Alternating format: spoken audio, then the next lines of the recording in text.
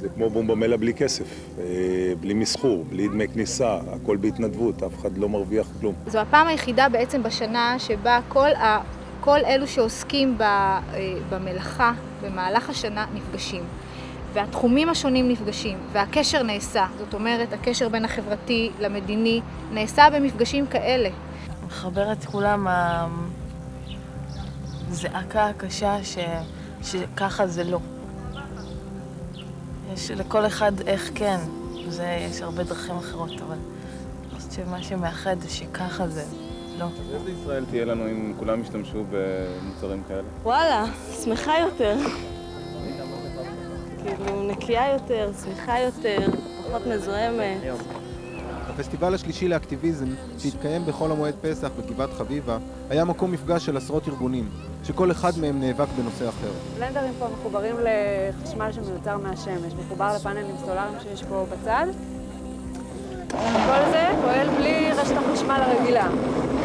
זה האלטרנטיבה שלנו לאנרגיה נקייה. תודה רבה. בבקשה. העמותה מטפלת בעניינים הומניים ואומרת שלכל אחד יש זכות לבריאות.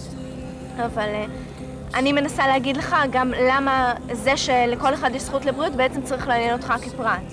כי זה שנשללת מאנשים זכותם לבריאות בסופו של דבר פוגע גם בך. ארגונים חברתיים, סביבתיים, למען זכויות אדם ובעלי חיים, נגד הכיבוש ובעד שוויון בחינוך ורבים אחרים התכנסו למפגש של החלפת דעות ולימוד אחד מהניסיון של האחר. צריך לעצור את חוצה ישראל, צריך למנהר אותו. כשהוא יוצא מבית ספר לכלכלה, הוא הולך למקום אחר, הוא לא יחשוב דרך מושגים הנורא מופשטים של האינטרס הכללי והציבורי, יחשוב דרך... שמעתי הרבה רעש בחוץ הבית. יצאתי לראות, ראיתי הבית שלי, ממול הבית שלי, יותר מ-200 חייל באו. אנחנו יודעים שבאנשים האלה פה באמת כולם מתפזרים בסוף, או באו מכל מיני קבוצות, אחד מחיפה, אחד מקריית שמונה, והכרתי פה חבר'ה מקריית שמונה שבאו מירושלים. זאת אומרת, זה קבוצות קטנות, ונדמה להם שזה רק הקבוצה שלהם, וקטנה, ואתה אומר לעזאזל, מה אני יכול לשנות, מה אני יכולה לשנות?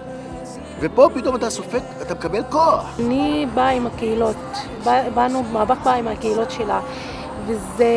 וזה אומר, זה נתן לקהילות מקום של להרגיש שהם לא רק הם אקטיביסטים ולא רק הם עושים דברים, אלא שיש עוד אנשים. וזה לא להרגיש לבד, מאוד מעצים ומאוד מחזק.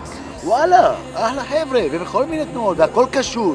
הכל קשור, כלכלה קשור לסביבה, סביבה קשור לדיכוי בעם אחר, לכיבוש. זו אותה מערכת מפלצתית עם זרועות רבות. ואתה רואה פה את כל הזרועות שלוחמים בכל אותם זרועות של אותה מפלצת. אני לא זקנה, ראיתי שהיא נעלמת לארץ מתחת לעיניים.